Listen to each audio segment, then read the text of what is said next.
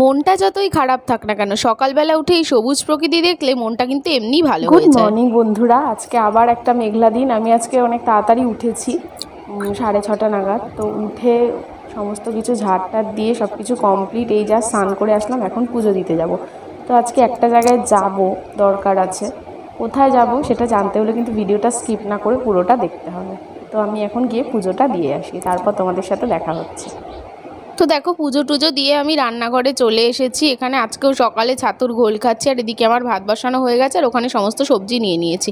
তো এখানে আমার রান্না কমপ্লিট হয়ে গেছে, পটল চিংড়ি করেছি। তারপর দেখো রেডি হয়ে গেছি, বলছিলাম না একটা জায়গায় যাব, তো শাশুড়ি মাকে নিয়ে গিয়েছিলাম হচ্ছে ইলেকট্রিক অফিসে, একটু দরকার ছিল। তো তারপর দেখো চলে এসেছি, এসে দুপুরে খেতে বসে গেছি কলমি শাক ভাজা আর পটল চিংড়ি দিয়ে।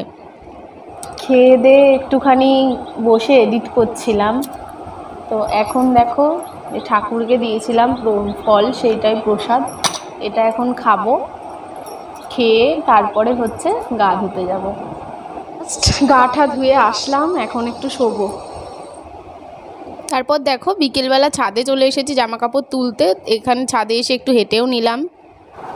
জাস্ট সন্ধে টন্ধে দিয়ে আসলাম।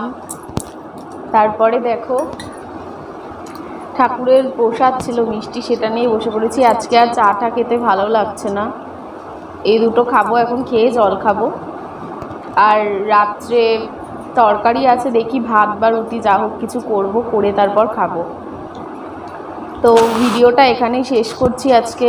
আমার শরীরটা আজকে একটু খারাপ। সবাই ভালো থেকো, সুস্থ থেকো, সাবধানে থেকো।